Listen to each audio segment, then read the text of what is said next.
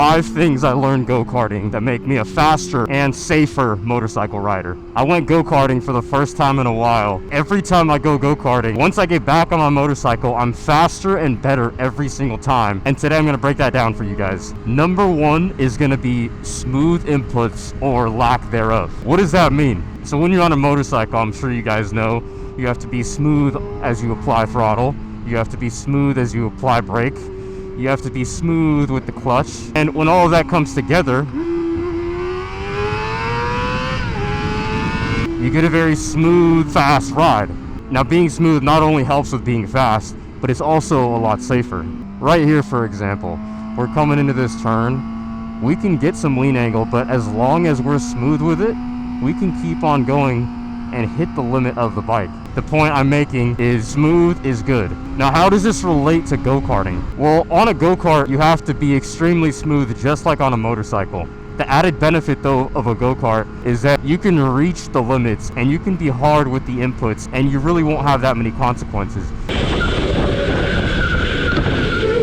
If you're too hard on the brake, you're just gonna lock up the tires. If you're too hard with the steering, you're gonna lose traction, you're gonna end up in the little bumper wall they have. On a motorcycle, when you're reaching the limits, you're gonna get consequences that are way higher on this right here than on a go-kart. So if you can practice being smooth on a go-kart and being very delicate with your inputs, that's gonna translate very well to a motorcycle, even though they're not exactly the same thing and they have their obvious differences. And this actually leads perfectly into my number 2 point, which is how much you learn about tires when you're riding a go-kart, and how that's so important when you hop on a motorcycle, and understanding the temperature of the tires matters so much. Now, in some of my first few laps, I was not being delicate with the inputs. I was being very aggressive. The tires were also really cold because I just started out. And that's not how you want to deal with a go-kart or a motorcycle. You want to be extremely delicate. You want to be extremely sensitive with the inputs. And you want to be very progressive every single time you touch one of the inputs. Instead of going from 0% to 100% in 1 second, you're going to give it a little bit of time. You're going to be easy with it. You want to have a little bit of you don't just want to jump right into the main event without any warming up. It doesn't work like that. You're going to do a few laps just like I did, and you're going to realize that the cart is all over the place. You can't get any traction. And I highly recommend you guys go go-karting and you touch the tires at the start of the race and you touch the tires at the end of the race. And tell me what you guys think about the temperature difference. Me personally, I consciously already know this stuff about the tires, but the thing is you forget and you don't think about it every single time. So for the first 4 laps, I'm like, what the is going on? I can't ride a go-kart. It's like I forgot everything, which is pretty weird for me because I'm actually very good at go-karting, but the only person that beat me was actually one of the employees. Yeah. See, there you go. That guy has smooth inputs.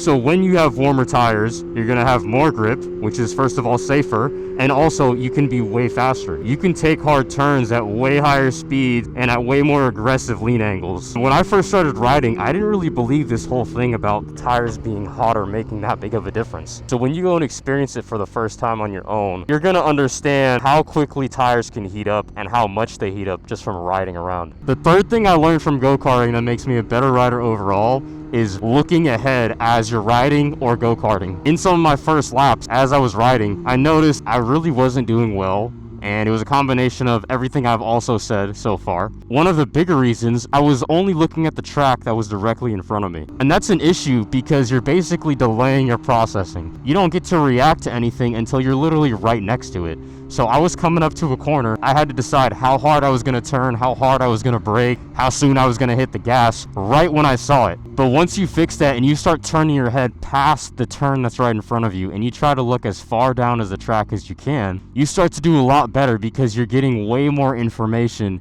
that you normally would, and then you get to think about it for a lot longer.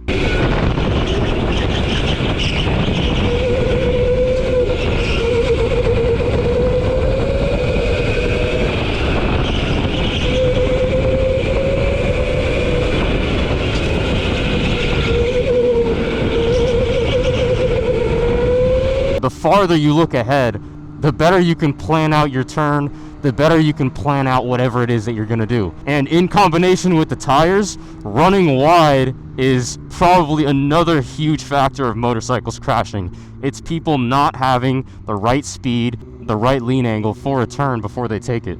If you guys just look up motorcycle crashes on YouTube, most of the crashes are just going to be people in the canyons that take way too wide and they end up in the guardrail, they end up in a wall, and that's because they didn't look far enough ahead and they didn't adjust their speed and their line accordingly. And number 3 segues perfectly into number 4, which is riding your own ride or driving your own cart. And when I'm go-karting or doing any of this type of stuff, I'm trying to get the best lap time, and you can't do that with people in front of you.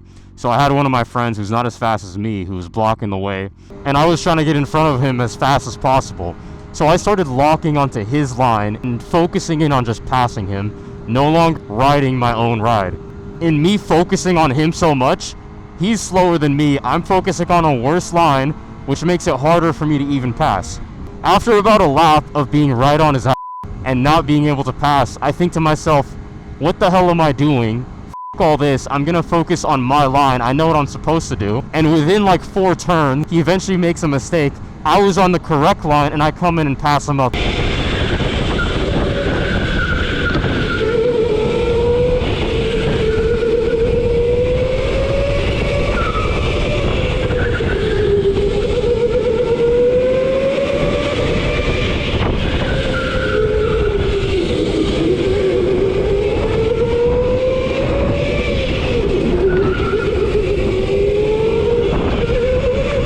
Now on a motorcycle, it's the same exact thing. You see people in group rides and everyone's at different skill levels and everyone's trying to follow each other. But the thing is, on a motorcycle, the consequences are huge, and the issue is when the slower rider is behind trying to catch up to the faster rider in front. Because you have someone that has more skill up front who can take a turn a lot faster, who then has someone slower with less skill behind him trying to do the exact same thing when they don't have the skill set. They're on their bike and they come into the corner at a certain speed. They don't have the skills to make it around it, and they end up in the guardrail, or luckily on a go-kart track, they just end up in the wall. So make sure that you're riding your own ride and you're not trying to ride at someone else's skill level. Number 5 is going to be your body. As you're go-karting or as you're riding, you're going to be in the moment and you're not going to be thinking about how tired you're actually getting and how weak your muscles are getting if you're going on long rides or long races in the go-karting example. And in most situations, it's not that big of an issue until you're trying to ride hard, until you're trying to drive hard. That's when it becomes an issue. If you've gone on long motorcycle rides and you go out to the canyons, you go out to the mountains, the point of those rides is to ride hard. You're gonna get some knee down. The thing is, after like a 3-hour ride, your body might be aching and you might be tired. So the intensity that you started off with might not be the intensity that you can keep going with. When you drive a go-kart, especially if you don't do it that often, you get extremely sore in the most random places. I was sore all over my legs just from the G-forces hitting me side to side, and also my hands. My hands were fully cramped. But the thing is, you don't realize it until after you're out of the race. So with that, my point is just listen to your body and see what your body's trying to tell you. I'm not saying be a if your body's gonna limit you from making the right call or getting yourself hurt, definitely adjust and listen to your body. It really just depends on how much risk is on the line. You don't want to be pushing through something when the risk is huge and there's really not that big of a reward. Hope you guys found the video useful and enjoyed it. Make sure you guys like the video. Make sure you guys subscribe. It's all free. And if you guys want to rock the Super Squid hoodie that I'm rocking in all of the videos, visit supersquidshop.com. I'll catch you guys in the next one.